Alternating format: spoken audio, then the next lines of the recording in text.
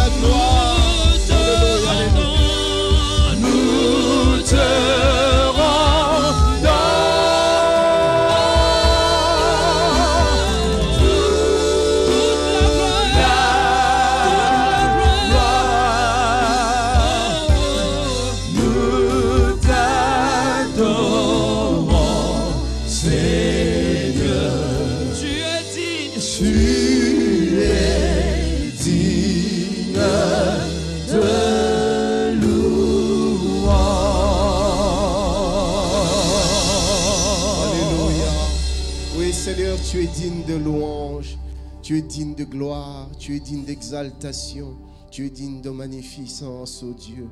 Nous te rendons l'honneur qui t'est dû, nous te rendons la gloire qui t'est due, Seigneur. Tu es merveilleux, tu es merveilleux pour nous, Seigneur. Et dans nos cœurs, nous nous prosternons devant de toi. Nous jetons nos couronnes à tes pieds, Seigneur, car tu en es digne. Éternel roi de gloire, ce matin, nous sommes là pour toi. Pour ta gloire, pour ta cause. Conduis-nous comme tu veux. Fais de nous ce que tu veux. Seigneur, dis-nous ce que tu veux. Parce que nous avons envie d'entendre. Mais c'est que toi, tu veux que l'on sache. Ce que tu veux que l'on connaisse, oh Dieu, ce matin. Donne-nous notre pain de ce jour. Donne-nous, Seigneur, ce dont nous avons besoin pour notre salut encore. Maintenant, s'il te plaît, je prie, Père, parle à mon frère, parle à ma soeur. Parle-moi, parle-nous, Jésus. Nous te le demandons, précieux Saint-Esprit. Fais-nous connaître la pensée du Père. Au nom de Jésus. Amen. Bien-aimés dans le Seigneur, shalom, shalom, shalom. Ce matin encore, ce dimanche matin encore, que le nom du Seigneur soit glorifié. Lui, celui qui a conduit nos pas, qui nous a amenés encore dans sa maison en ce dimanche matin. Et nous sommes toujours dans notre série sur ce que les 10 vierges nous enseignent. Et le dimanche passé, on était en train de voir les conséquences du sommeil spirituel.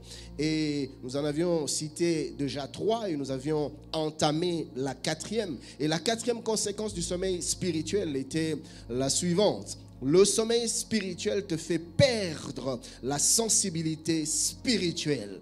Quand on tombe dans le sommeil spirituel, on perd sa sensibilité spirituelle. Et en parlant de la sensibilité spirituelle, nous sommes allés dans 4 sens, dans 4 directions pour nous permettre de comprendre ce que c'était que la sensibilité spirituelle. Et premièrement, nous avions dit que la sensibilité spirituelle, c'était cette capacité spirituelle de percevoir ou de saisir les mouvements de l'esprit dans un environnement donné.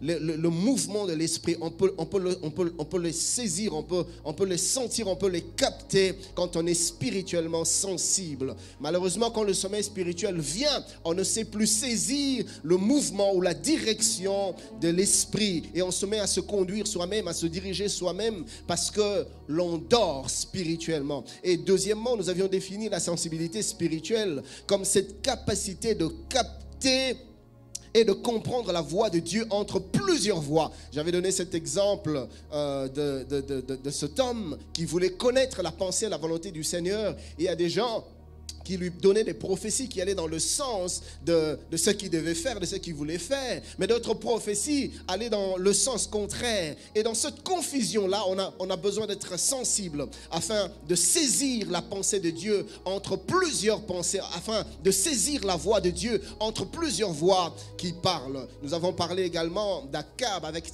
les 400 prophètes qui lui disaient tous d'aller faire la guerre alors que Dieu n'était pas dans ça. Et nous avions dit que ce n'est pas parce que plusieurs personnes disent la même chose que cela est forcément la volonté du Seigneur. Nous devons rester sensibles afin d'être capables de comprendre la volonté de Dieu, la voix de Dieu, voulais-je dire, parmi plusieurs voix.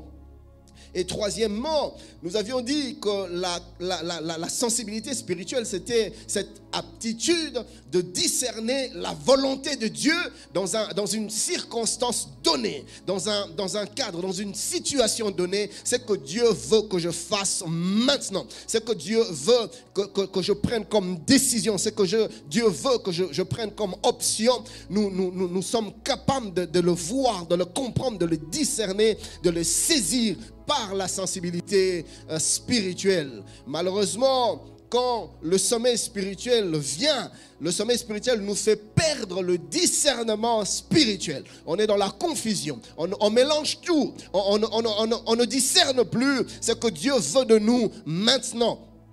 Et c'est même là que nous avions parlé de cette phase assez sombre de la vie de David, où non seulement il tombe dans l'adultère, mais bien plus il en arrive au meurtre. Bien aimé, le sommeil spirituel est dangereux. Et dans cette histoire, nous avons soutiré quelques leçons. Premièrement, avions-nous dit, nous sommes tous susceptibles de tomber dans le sommeil spirituel et de perdre notre sensibilité si nous ne veillons pas sur nous-mêmes.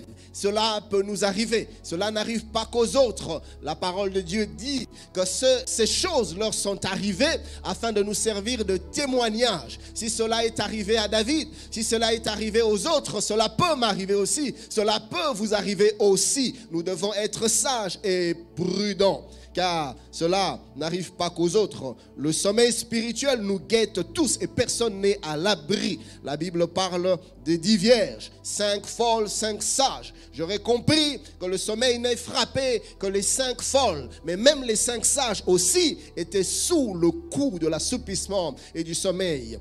Et nous sommes tous dans le collimateur, voulais-je dire, du sommeil spirituel. Et aussi, avions-nous soulevé comme deuxième leçon dans cette histoire, dans cette phase sombre de la vie de David, nous avions dit ceci, que le sommeil spirituel nous rend vulnérables face à la pression de la tentation. Il y a des moments où tu es sur la montagne de la tentation, un peu comme Jésus dans Matthieu 4. Et quand tu es éveillé spirituellement, tu résistes, tu dis non aux sollicitations du monde, non aux sollicitations du diable, non aux sollicitations de la chair. Mais quand on est endormi spirituellement, on perd sa force, on perd les réflexes, on perd la capacité, la résistance, on perd le contrôle de sa volonté et on se retrouve enfin en train de faire des choses que l'on regrette après. Pourquoi? Sommeil spirituel. Troisième leçon, c'était que la sensibilité spirituelle n'est pas un acquis définitif. La sensibilité spirituelle n'est pas un acquis définitif. Il faut l'entretenir et la maintenir. Quatrième leçon que nous avions tirée de cette histoire de David, c'était que le sommeil spirituel te rend insensible aux souffrances des autres, aux douleurs des autres. David est en train de faire des choses, il s'en fout de Bathsheba, de son cœur, il s'en fout de Uri, il s'en fout de sa famille, il s'en fout de tout, il se fout de toutes ces choses. Pourquoi? Parce que dans le sommeil spirituel, l'homme de Dieu est devenu incapable de ressentir la peine, les pleurs des autres. Et aujourd'hui, nous allons plutôt continuer dans notre quatrième direction en définissant le sommeil spirituel. Le sommeil spirituel, c'est aussi la capacité de sentir dans son corps la présence ou l'absence de Dieu. Le sommeil, la sensibilité spirituelle, c'est aussi la capacité de sentir dans son corps la présence ou l'absence de Dieu. Autrement dit, être capable de sentir si Dieu est là ou si Dieu est déjà parti. Car, bien aimé, il arrive de moments où, à cause de certaines choses dans lesquelles l'homme peut tomber, quand la présence de Dieu se retire, la Bible nous en parle. Comment est-ce que la présence de Dieu se retirait du temple? Il est allé jusqu'au niveau de la porte, au niveau du seuil. Et puis plus tard, il est allé un peu plus loin. Plus tard, il est allé sur les montagnes. La présence de Dieu s'éloigne. Mais vous savez ce qui est merveilleux avec Dieu? C'est que la présence de Dieu se retire toujours progressivement. Pourquoi? Parce que Dieu crois qu'à un moment donné, tu vas revenir à la raison. À un moment donné, tu vas te repentir. À un moment donné, tu vas rentrer en toi-même. Donc, la présence de Dieu part quand on fait certaines choses. Et malheureusement, quand on tombe dans le coup du sommeil spirituel, on ne sent pas qu'elle était déjà partie. On ne sent pas que Dieu était déjà parti. On est incapable de sentir la tristesse de Dieu. On devient incapable de sentir la joie de Dieu. Dieu pleure dans son cœur, mais on ne le ressent pas. Dieu est triste dans son corps, mais on ne le ressent pas. Pourquoi? Parce que spirituellement, on est endormi. Et nous avions vu cela dans la vie de Samson. Nous sommes dans Juge 16. Ce texte que nous avions lu, Juge 16, du 18e au 20e verset, la Bible déclare: Delilah, voyant qu'il lui avait ouvert tout son cœur, envoya appeler les princes des Philistins et leur fit dire: montez cette fois, car il m'a ouvert tout son cœur. Et les princes des Philistins montèrent vers elle et apportèrent l'argent dans leurs mains. Elle l'endormit sur ses genoux et ayant appelé un homme, elle rasa les 7 tresses de la tête de Samson et commença ainsi à le dompter. Il perdit sa force. Verset 20. Elle dit alors: les Philistins sont sur toi, Samson. Et il se réveilla de son sommeil et dit: je m'en tirerai comme les autres fois. Et je me dégagerai. Écoutez la suite. Il ne savait pas que l'Éternel s'était retiré de lui. Il ne savait pas. Voyez, il était habitué à l'onction. Il était habitué à la force. Il était habitué à voir Dieu agir. Au point qu'à un moment donné, il a commencé à prendre les choses de Dieu comme pour acquis. Il commençait à s'habituer à l'œuvre de Dieu. Au point qu'il pensait que ces choses se passaient par sa propre force. Il pensait que c'était le fruit de sa propre capacité.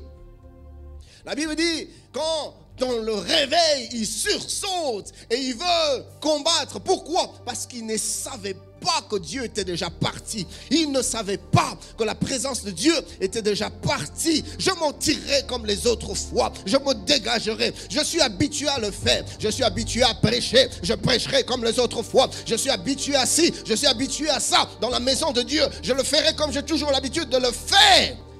Il ne savait pas que l'Éternel s'était retiré. Comme j'ai eu à le dire quelques semaines passées, la cause de la perte de la force de Samson était le sommeil. Et certes, il s'agissait du sommeil spirituel, mais bien plus, c'était un sommeil, plutôt je voulais dire, il s'agissait d'un sommeil physique, mais bien plus, il s'agissait d'un sommeil spirituel. Parce que croyez-moi, avant que Samson s'endorme physiquement, il était déjà endormi spirituellement. Et c'est dans ce sommeil qu'il se retrouve en train de perdre des choses précieuses que Dieu lui avait données pour sa gloire. Il perd ses cheveux et avec ses cheveux, il perd son alliance avec Dieu. Il perd son onction, il perd sa force, il perd la présence de Dieu. Et le drame, c'est qu'il ne s'en rend pas compte. La Bible dit du verset 20e dans la version français courant, car il ne savait pas que le Seigneur lui avait retiré son aide. Frère, il y a des choses que tu as qui ne t'appartiennent pas. Ça appartient à Dieu. C'est Dieu qui te l'a donné. Et celui qui t'a donné est toujours capable de retirer ce qu'il t'a confié. Dieu lui avait déjà retiré son aide. Voyez-vous, chers bien-aimés, quand Dieu vient, il ne vient pas à moitié. Quand Dieu vient, il vient avec sa force, il vient avec sa gloire, il vient avec son onction, il vient avec sa faveur, il vient avec sa protection. Dieu vient en entier. Mais quand il se retire aussi, il se retire complètement. La Bible dit que Dieu lui avait retiré son aide. Et j'aime bien la version français courant. Quand on parle de l'aide de Dieu ici, on veut parler de la provision de Dieu. Vous voyez, la provision de Dieu, l'aide de Dieu marche de pair avec la présence de Dieu. Là où Dieu est, son aide y est. Là où Dieu est, sa provision y est. Là où Dieu est, son intervention aussi y est. Mais quand il se retire, il retire aussi son aide, il retire aussi sa provision, il retire aussi sa main. Vous voyez, car on ne peut vouloir l'aide de Dieu sans la présence de Dieu. Ça ne marche pas comme ça. On ne peut vouloir la provision de Dieu sans la présence de Dieu. On ne peut vouloir que de l'aide de Dieu sans la communion avec Dieu. Malheureusement, nous vivons dans un temps où nous voulons de l'aide de Dieu sans la communion avec Dieu. Nous voulons de la provision de Dieu sans la présence de Dieu. La présence de Dieu rime avec sa provision. Nous ne pouvons vouloir de l'aide de Dieu sans la présence de Dieu. Et bien aimé, voyez-vous, la présence de Dieu fonctionne aussi avec la communion de Dieu.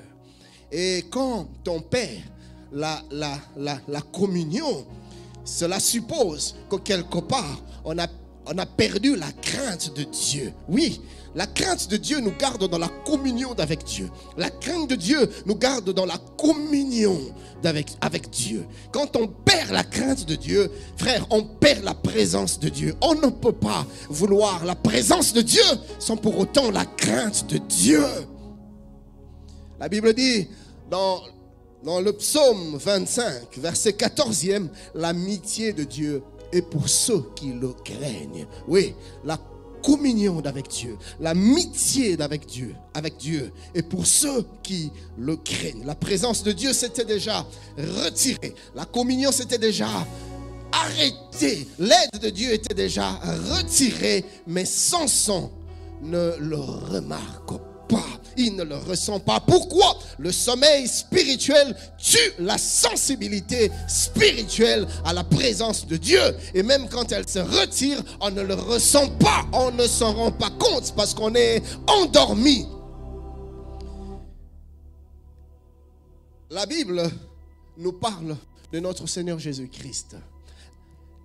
L'homme sensible par excellence. Lisez avec moi Matthieu 27.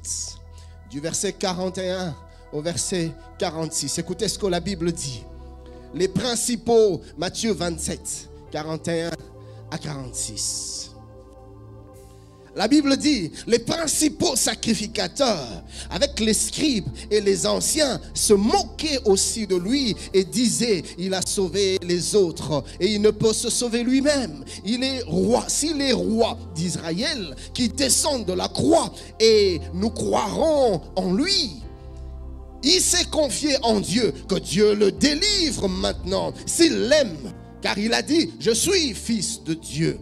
Les brigands crucifiés avec lui l'insultaient de la même manière. Depuis la 6e heure jusqu'à la 9e, il eut des ténèbres sur toute la terre. Et vers la 9e heure, Jésus s'écria d'une voix forte, Élie, Élie, lama sabachthani. C'est-à-dire, Père, Père, pourquoi m'as-tu abandonné? Voyez, différemment de Samson, le Seigneur Jésus savait sentir quand le Père était là et quand le Père n'était plus là. Il savait sentir la différence. Il était tellement habitué à la communion avec Dieu. Depuis l'éternité, les plus anciennes, il était dans la communion du Père. Il vivait dans ça. C'était sa nourriture. Et quand le Père se mit à se retirer, Jésus ne pouvait que le sentir à cause de la sensibilité spirituelle. Il sait sentir quand l'onction est là. Il sait sentir quand l'onction part. Il sait sentir quand la présence de Dieu le quitte. Et il sait qu'il Père, pourquoi m'abandonnes-tu? Pourquoi te retires-tu? Je prie que Dieu nous rende spirituellement sensibles.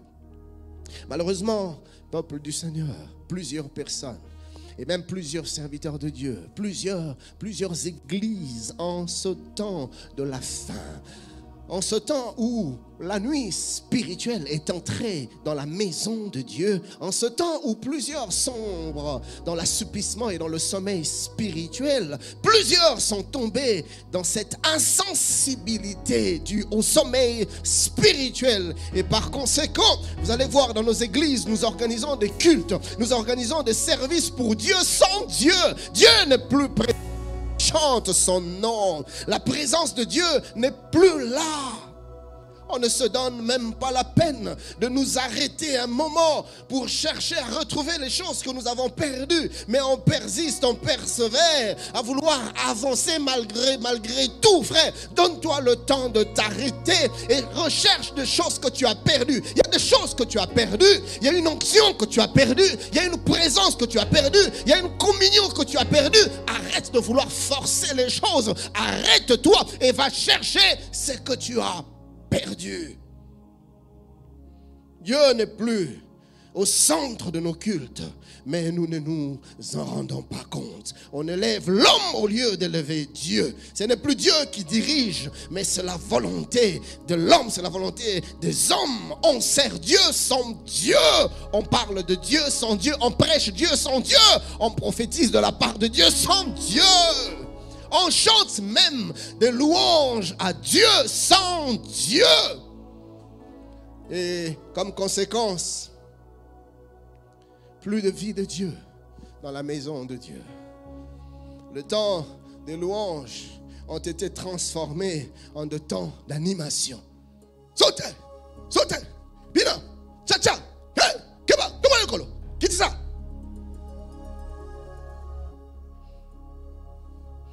De l'animation au lieu de la louange. On anime, on surchauffe. Mais Dieu n'est pas là, on transpire. Mais Dieu n'est pas là, frère, ça ne sert à rien, ça ne sert à rien. On n'est pas différent des boîtes de nuit quand nous faisons ce genre d'animation. Car c'est la chair qui se glorifie. Mais Dieu ne trouve pas son compte. Pourquoi? Parce que les gens qui sont censés nous amener dans la présence de Dieu par des moments de louange vivent eux-mêmes dans une déconnexion totale avec Dieu. Et au lieu de s'arrêter d'aller rechercher des choses qu'ils ont perdues, ils persistent à vouloir servir Dieu sans Dieu. Et conséquence, le vide dans la maison de Dieu. L'adoration se limite dans l'âme, mais l'esprit n'est plus atteint, l'esprit n'est plus touché. La parole de Dieu est remplacée par des paroles de motivation. J'ai toujours eu un souci avec cette histoire. Frère, le peuple de Dieu ne vient pas dans l'église pour tout simplement être motivé. Cela peut arriver une fois, cela peut arriver deux fois. Mais si du 1er au 30 de janvier en décembre, on ne fait que ça, on ne fait que motiver, frère, vous motivez la chair, vous motivez l'âme, mais l'esprit n'est pas atteint. Vous encouragez les gens par rapport aux choses d'en bas, par rapport aux choses de la terre. Toutes ces choses sont bonnes, mais ça n'impacte pas l'esprit. Et c'est ainsi que plusieurs sont endormis, même dans la maison de Dieu. Ils n'ont aucune conscience de l'absence de la présence de Dieu dans leur vie. Pourquoi? À cause du type d'aliments spirituels qu'on leur donne, au lieu de leur parler de choses qui affectent l'esprit et qui nous gardent connectés à Dieu. On nous motive. Tu auras du travail. Non, il y a la force en toi. Tu peux aller de l'avant, tu peux percer dans la vie. Oui, tu as une capacité extraordinaire que Dieu a placée en toi. Tu as du potentiel. Travaille ton potentiel et tu iras de l'avant. C'est ça. Frère, l'homme sera motivé dans son âme. Mais par rapport aux choses de la terre, et son esprit sera sec, son esprit sera vide. Conséquence, profond sommeil spirituel.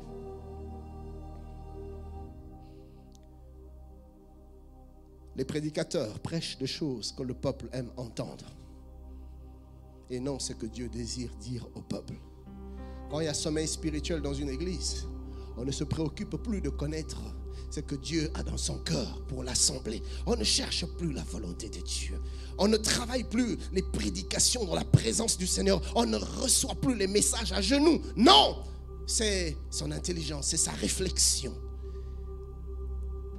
Et ainsi, on veut faire plaisir aux gens. Je vais revenir à ce chose un peu plus tard. Plusieurs ne sont plus avec Dieu, mais ils ne s'en rendent pas compte. Samson n'était plus avec Dieu, mais il ne se rendait pas compte de cela. Et il voulait continuer à vivre comme si de rien n'était. Cela m'a rappelé un peu le roi Roboam. Nous sommes dans 1 roi 14. 1 roi 14, 25 à 27. Écoutez ce que la Bible dit. La 5e année du roi de Roboam, Shishak, roi d'Égypte, monta contre Jérusalem. Il prit les trésors de la maison de l'Éternel et les trésors de la maison du roi. Il prit tout. Quand l'ennemi vient, il ravage tout. Il prit tout. Il prit tous les boucliers d'or que Salomon avait fait. Ces boucliers d'or faisaient le prestige du royaume et de son Dieu. Mais quand l'ennemi est venu, il a tout pris, il a tout rasé. Écoutez le verset 27e, c'est ce qui me fait mal. Le verset 27, la Bible dit, le roi Roboam fit à leur place des boucliers d'airain. Et il est remis aux soins des chefs de coureurs. Le diable vole les boucliers d'or, mais le roi ne se donne pas la peine de chercher Dieu pour que les boucliers d'or reviennent dans la maison de Dieu. Il les remplace carrément. Il va faire des boucliers d'airain et replacer à la place des boucliers d'or. On a perdu Dieu, on a perdu la présence de Dieu, on a perdu l'impact, on a perdu l'onction de Dieu, mais on veut les remplacer par autre chose. Conséquence, la mort dans la maison. Le sommeil spirituel fait que tu t'éloignes de Dieu sans même t'en rendre compte. Écoutez cette vérité. Quand le cœur perd sa sensibilité, la conscience se tait. Quand le cœur perd sa sensibilité, la conscience se tait. Bien entendu, nous parlons de la sensibilité spirituelle. Voyez-vous, chers bien-aimés, l'insensibilité qu'apporte le sommeil spirituel se manifeste de plusieurs manières, sous plusieurs formes. Je vais nous présenter 4 types ou 4 manières avec lesquelles la sensibilité, plutôt le sommeil spirituel se manifeste, la sensibilité spirituelle se manifeste. Premier point, l'insensibilité, première manière ou premier type, l'insensibilité plutôt au péché. On devient insensible au péché. Là où il y a sommeil spirituel, là où il y a insensibilité spirituelle, on sait le voir par l'insensibilité au péché. Ici, on devient à la limite indifférent face à l'offense, indifférent face au péché. Et vous allez voir quelqu'un en train de vivre loin de la volonté de Dieu, en train de se compromettre, mais le cœur est devenu tellement insensible qu'il ne s'en rend plus compte, il ne le ressent pas. Il n'y a rien qui se passe dans le cœur. On ne ressent plus de remords, plus de douleur intérieure.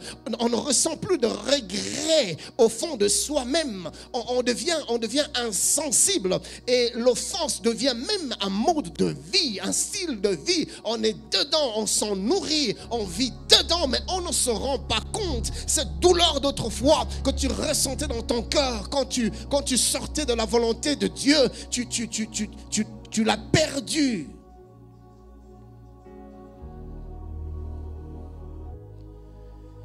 Et vous savez, chers bien-aimés, atteindre ce niveau est très dangereux. C'est une phase très dangereuse. Pourquoi? Je vais vous l'expliquer. Quand on arrive à ce niveau où on perd la sensibilité par rapport au péché, c'est-à-dire qu'on devient insensible à l'offense ou aux offenses, c'est une phase, c'est un état très dangereux. Je vais vous l'expliquer.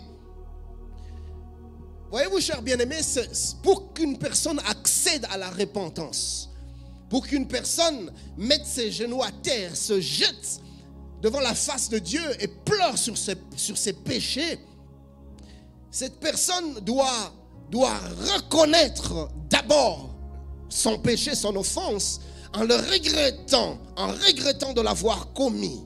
Or, quand il n'y a plus de regret, quand il n'y a plus de remords, quand il n'y a plus de douleur, on ne sait plus regretter ce qu'on a fait et on ne sait plus aller à la repentance. Pourquoi? Parce que c'est cette douleur-là, c'est ce remords-là, c'est ce regret-là qui nous pousse à nous réconcilier avec Dieu, qui nous pousse à revenir à Dieu, qui nous pousse à demander pardon.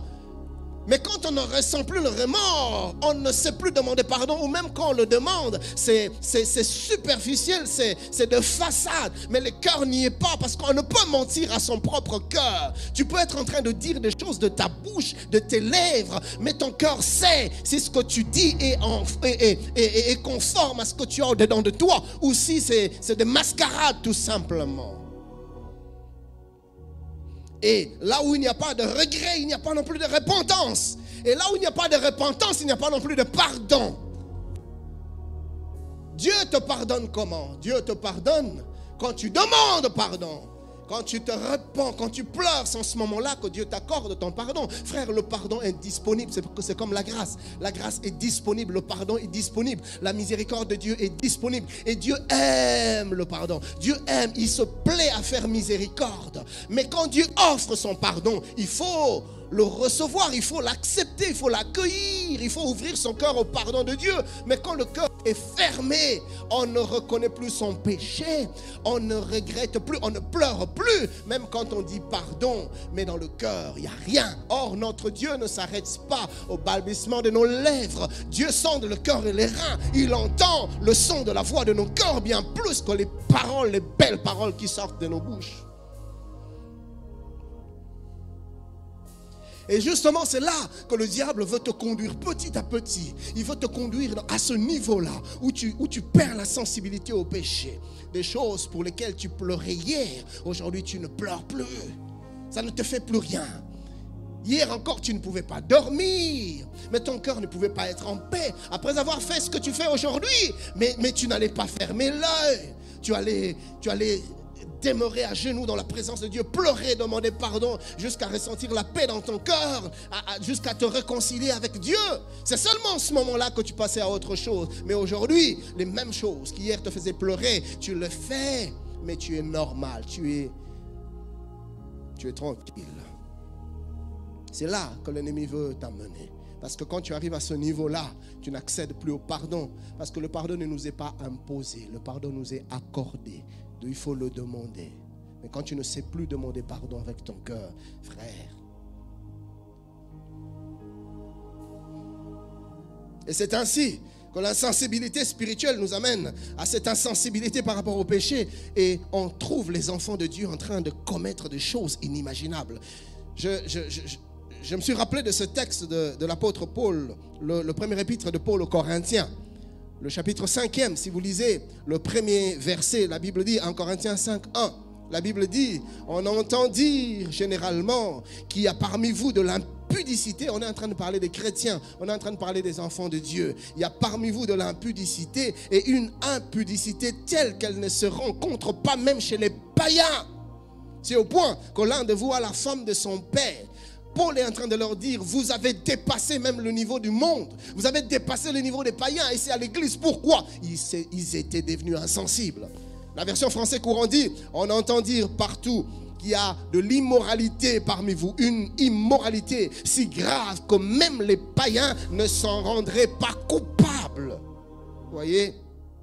Il y a une autre version, parole de vie qui dit, et leur façon de vivre est si mauvaise qu'on ne la retrouve même pas chez ceux qui ne connaissent pas Dieu.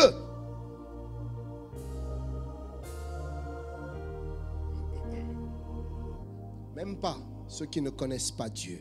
La Bible nous montre comment est-ce que Dieu a placé dans l'homme la conscience, cette conscience qui nous arrête dans certaines démarches et nous ramène à la raison, nous ramène à la voix de Dieu. La conscience, c'est comme une sonnette d'alarme qui sonne au-dedans de toi, qui fait bip bip au-dedans de toi. À chaque fois que tu fais quelque chose que Dieu n'approuve pas, à chaque fois que tu entres dans une entreprise que Dieu n'agrée pas, il y a la conscience qui sonne et qui te rappelle que ça, tu es en train de dévier. Et quand on tombe dans le sommeil spirituel, cette conscience-là, cette alarme-là, on ne l'entend plus.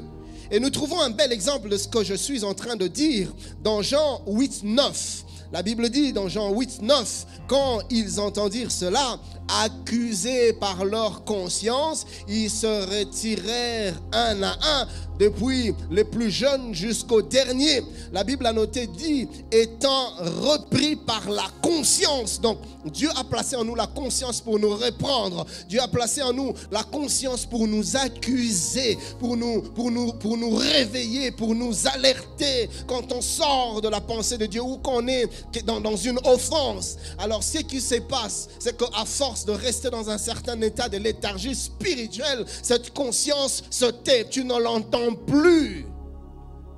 Et malheureusement, c'est ce qui se passe dans la vie de plusieurs. L'insensibilité par rapport au péché. Mon ami, si c'est ton cas ce matin, en ce jour, je t'exhorte à chercher la face de Dieu. Parce que tu es entré dans une phase dangereuse. Aussi longtemps que tu es inconscient de ton péché, tu n'en demanderas pas pardon. Le pardon ne te sera pas accordé. Frère, je répète, le pardon de Dieu ne nous est pas imposé. C'est-à-dire que tu le veuilles ou que tu ne le veuilles pas, Dieu te pardonne. Non, il faut vouloir le pardon de Dieu. Il faut accepter, il faut recevoir le pardon de Dieu. Et le travail du diable par le sommeil spirituel, c'est de faire taire ta conscience afin que tu n'accèdes plus à la repentance et que tu ne reçoives plus le pardon de Dieu. Et ça, c'est quelque chose de dangereux. La deuxième manière avec laquelle l'insensibilité spirituelle se manifeste dans la vie d'une personne qui est dans le sommeil, c'est à l'égard de la parole de Dieu. L'insensibilité à la parole.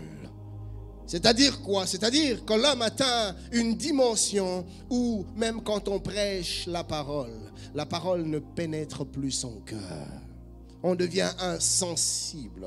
On a comme un bouclier d'incrédulité qui empêche à la parole de pénétrer le cœur. Le cœur est devenu comme des blocs de pierre et la parole qui tombe ne pénètre plus. La parole de Dieu rebondit et tu restes intact dans tes histoires. On devient fermé aux choses de Dieu.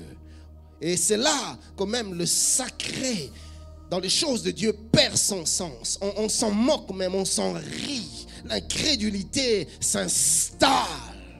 Et c'est comme ça qu'on commence à s'habituer à certaines déviations dans la maison de Dieu. Il y a un style de vie qui s'installe, même dans le sacerdoce, même parmi les hommes de Dieu, parmi les ouvriers. Mais personne ne s'en offusque. On a comme l'impression que tout le monde est dedans, tout le monde est d'accord. Il n'y a plus aucun scandale. Pourquoi? On est devenu endurci. Et bien aimé, si ce matin tu te rends compte que tu commences déjà à atteindre ce niveau, tombe sur tes genoux et implore la grâce du Seigneur, car tu es en train d'emprunter un chemin de non-retour. La Bible dit dans 2 Thessaloniciens 2, 11 à 12, 2 Thessaloniciens 2, 11 à 12, aussi Dieu leur envoie une puissance d'égarement pour qu'ils croient au mensonge, afin que tous ceux qui n'ont pas cru à la vérité mais qui ont pris plaisir à l'injustice soient condamnés. Français courant dit, voilà pourquoi Dieu leur envoie une puissance d'erreur qui les pousse à croire au mensonge. Ainsi tous ceux qui n'auront pas cru à la vérité mais qui auront pris plaisir au mal seront condamnés. C'est ce qui se passe à force de se plaire dans cette insensibilité. Même Dieu t'insuffle un esprit de garement. 2 Pierre 3, 17, la Bible déclare, vous donc, bien-aimés, qui êtes avertis, mettez-vous sur vos gardes, de peur qu'entraînés par l'égarement des impies, vous ne veniez à déchoir de votre fermeté. Alfred Cohen dit du même passage, quant à vous, mes bien-aimés, vous voilà prévenus. Tenez-vous donc sur vos gardes, afin de ne pas vous laisser entraîner, vous aussi, par les égarements de ces hommes sans foi ni loi, au point de perdre la position solide dans laquelle vous êtes ancrés. Chers bien-aimés, l'insensibilité spirituelle nous amène à l'insensibilité, à l'offense, l'insensibilité au péché, et ça bloque la repentance. J'ai pu voir la différence dans ce que je suis en train de dire quand j'ai médité la vie de Saül et la vie de David. Lisez avec moi 1 Samuel, chapitre 15e, du 18e au 30e verset.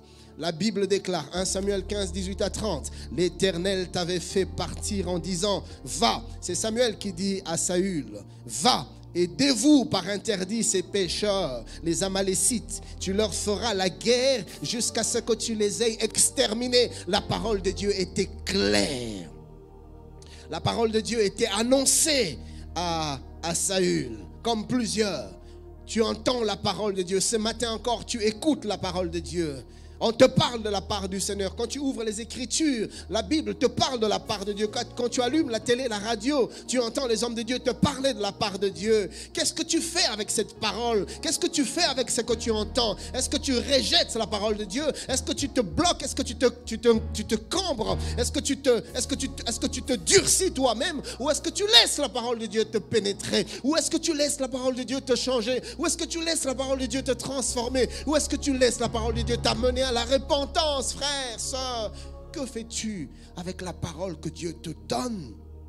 Et là, nous voyons Dieu parler à Saül par Samuel. Pourquoi, verset 19, pourquoi n'as-tu pas écouté la voix de l'Éternel? Pourquoi t'es-tu jeté sur le butin et as-tu fait ce qui est mal aux yeux de l'Éternel? Vous voyez, cher bien-aimé, Dieu est en train de reprocher à Saül des choses qu'il ne devait pas faire, mais qu'il a eu à faire. Mais ce n'était vraiment pas ça ce que Dieu voulait. Ce que Dieu voulait, c'est que Saül arrive à la repentance. Voyez-vous, quand Dieu te parle, ce n'est pas pour te briser, ce n'est pas pour t'enfoncer. Ça, c'est l'œuvre du diable. Dieu te parle pour réveiller ta conscience et que tu te rendes compte de ton mal, que tu te repentes. C'est ce que Dieu veut. Il veut voir un cœur repentant. Dieu veut voir un cœur brisé. Dieu veut voir un cœur humble qui reconnaît, qui se prosterne. Quand Dieu te parle, c'est ce qu'il recherche. Il veut réveiller ta conscience endormie. Et Dieu parle à Saül par Samuel. Il dit, pourquoi n'as-tu pas écouté la voix de l'Éternel? Verset 20. Saül répondit à Samuel, j'ai bien écouté la voix de l'Éternel. Écoutez, quand Dieu parle, c'est qu'il sait de quoi il parle.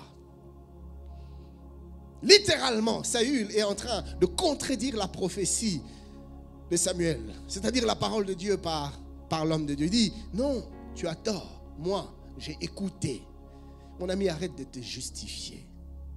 J'ai écouté la voix de l'Éternel et j'ai suivi les choses par lesquelles m'envoyait l'Éternel. J'ai amené Agag, roi d'Amalek, et j'ai dévoué par interdit les Amalécites. Mais le peuple a pris sur le butin des brebis et des bœufs comme prémisse de ce qui devait être dévoué afin de les sacrifier à l'Éternel ton Dieu à Gilgal. Samuel dit, l'Éternel trouve-t-il du plaisir dans les holocaustes et les sacrifices comme dans l'obéissance à la voix de l'Éternel?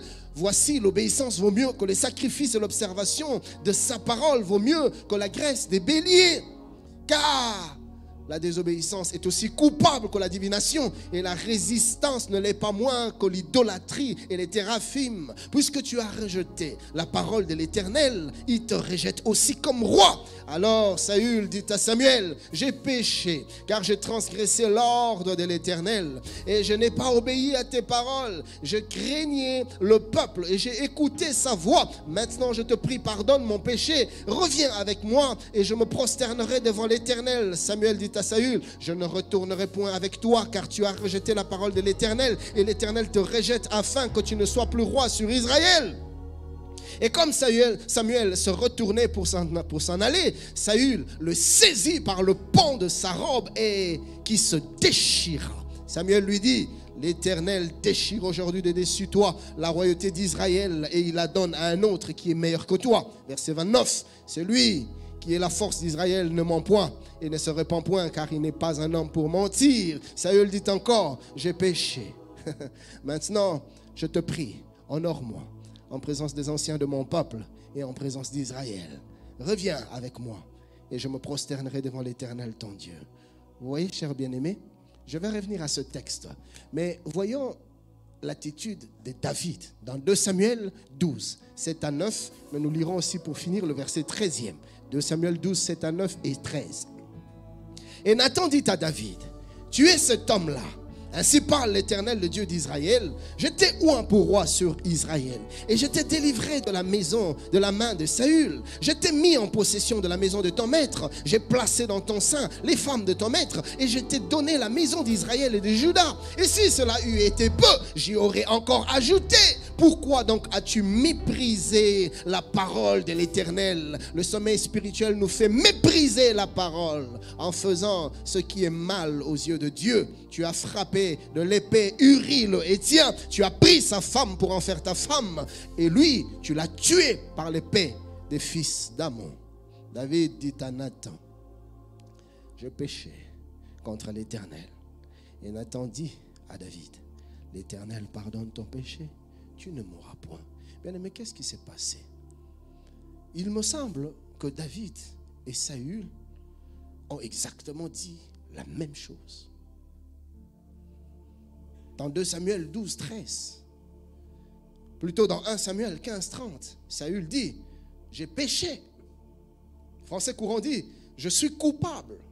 Il a reconnu plus d'une fois. Il a dit, j'ai péché. C'est-à-dire, je suis coupable.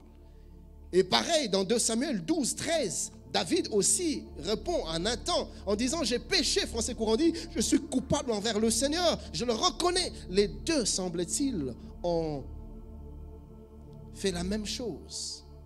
Mais écoutez, chers bien-aimés, nos lèvres ne traduisent pas toujours l'état de nos cœurs. Les attitudes de ces deux personnes nous révèlent le vrai état de leur cœur, les réalités de leur cœur. Parce que quand Saül se répand, il ne s'arrête pas là, mais il dit à Samuel au verset 20, j'ai bien écouté la voix de l'Éternel et je suivis le chemin par lequel il m'envoyait. Et puis, il ne s'arrête pas là. Au verset 30, écoutez ce qu'il dit. Il dit ceci. C'est le peuple, c'est la voix du peuple que j'ai suivi. Donc Saül est en train de rejeter la responsabilité sur le peuple. C'est toi le roi et Dieu te parle à toi. Mais il veut se couvrir en livrant son peuple. Quel est ce père qui livre ses enfants pour se cacher lui-même? Il livre, il renvoie la responsabilité sur le peuple. Ce n'est pas moi, moi j'ai obéi. Moi j'ai fait ce que tu m'as demandé de faire. Mais le peuple, ça c'est une chose. Mais il ne s'arrête pas là. Au verset 30e, la Bible dit, écoutez ce que Saül est en train de dire. J'ai péché. Maintenant, je te prie, honore-moi en présence des anciens de mon peuple et en présence d'Israël. Reviens avec moi et je me prosternerai devant l'Éternel ton Dieu. Écoutez la même chose dans la version français courant. Je suis coupable, répéta Saül, mais je t'en supplie. Traite-moi avec respect devant les anciens et le peuple d'Israël. Reviens avec moi pour que je puisse aller adorer le Seigneur, ton Dieu. Vous voyez, Saül est plus préoccupé par son image personnelle. Il est plus préoccupé par sa fierté, par son orgueil. Il est plus préoccupé par ce que les gens peuvent dire de lui. Au lieu de se jeter par terre, de pleurer sur ses péchés et de se repentir. Non, il donne l'impression de se repentir par des paroles en l'air. Oh, je suis coupable, j'ai péché, je reconnais. Mais écoutez ce qu'il y avait vraiment dans son cœur. Il se retourne vers Samuel. Samuel, viens quand même vers moi. Viens quand même adorer Dieu. Que le peuple me voit avec toi. Que le peuple voit quand même que je me prosterne encore à tes côtés. Que je crains encore Dieu, que je sers encore Dieu. Il n'est pas préoccupé par Dieu. Il est préoccupé par lui-même, par son ego, par sa gloire, par son image, par sa personne. Le sommeil spirituel a rendu Saül insensible non seulement au péché, mais aussi à la parole de Dieu. Mais écoutez l'attitude de David. David, quand il dit « Pardonne-moi », ce n'est pas que des lèvres, cela vient du fond de son cœur. Et pour vous en rendre compte, nous pouvons voir le psaume 51, du 1er au 21e verset. Écoutez ce que la Bible dit au chef des chantres, psaume de David. Lorsque Nathan le prophète vint à lui, après que David fut allé vers Bathsheba, oh Dieu, ça c'est David qui parle, ça c'est le cœur de David qui parle. Sa repentance ne s'est pas limitée aux lèvres, mais le cœur était dedans, le cœur était repentant, le cœur était brisé. Il dit, oh Dieu, aie pitié de moi dans ta bonté, selon ta grande miséricorde. Efface mes transgressions, lave-moi complètement de mon iniquité et purifie-moi de mon péché. David crie, il dit, car je reconnais mes transgressions et mon péché est constamment devant moi, Père. Je vois le mal que j'ai commis. Seigneur, je vois la mort du riz. Seigneur, je vois mon offense et c'est constamment devant moi. Père, pardonne-moi. Il dit, j'ai péché contre toi seul et je fais ce qui est mal à tes yeux, en sorte que tu ne seras juste dans ta sentence, sans reproche dans ton jugement. Je sais que je suis coupable. Voici, je suis né dans l'iniquité et ma mère m'a conçu dans le péché. Mais tu veux que la vérité soit au fond de mon cœur. Fais donc pénétrer la sagesse au-dedans de moi. David reconnaît qu'il n'a pas été sage. David reconnaît que dans son cœur, la sagesse est absente. Il prie que Dieu lui rende sage. Il dit, purifie-moi par l'hysope et je serai pur. Lave-moi et je serai plus blanc que la neige. Et vous pourrez lire tout le texte. Il pleure devant Dieu. Son cœur est brisé. Il se fout de sa personne. Il se fout de son orgueil. Il se fout de son image. Il entre dans le jeûne, dans la prière. Il pleure, il déchire ses vêtements. Il déchire son corps. Il se repent devant Dieu. David n'était pas insensible à la voix de Dieu. Même dans ce moment sombre de sommeil spirituel, quand le Seigneur a réveillé sa conscience par la parole que Nathan est venu lui dire, David s'est réveillé et il s'est repenti et sa repentance était vraie, sincère, profonde. Ça jaillissait du plus profond de son cœur. Ce n'était pas une repentance de façade, comme on le voit très souvent, malheureusement, de nos jours. Alors que je vais m'arrêter ici pour aujourd'hui, j'aimerais parler à un homme, j'aimerais parler à une femme. Es-tu devenu insensible au péché? Es-tu devenu insensible à la parole? C'est un état très dangereux, car tu ne sauras pas non plus accéder à la repentance. Mais je t'exhorte ce matin à laisser ton cœur ouvert et à laisser la parole te toucher. Sois vrai, rentre dedans de toi. Réalise ton offense et répands-toi. Demande pardon au Seigneur. Là où tu es, prends une position d'humilité devant Dieu et tu vas te repentir. Et toi qui es encore sensible aujourd'hui au péché, quand tu tombes, tu sais encore écouter la voix de Dieu qui te ramène et tu te répands. Prie que tu ne perdes jamais cette sensibilité. Toi qui réagis encore à la parole, toi qui te laisses encore toucher par la parole, prie que tu ne perdes jamais cette sensibilité spirituelle, que le sommeil spirituel ne trouve jamais de place dans ton cœur. Élevons nos voix. Parlons tous ensemble au Seigneur, alors que le pasteur Trésor va nous conduire dans un moment de prière avant que le pasteur Charlie vienne clôturer et recommander la semaine entre les mains de Dieu.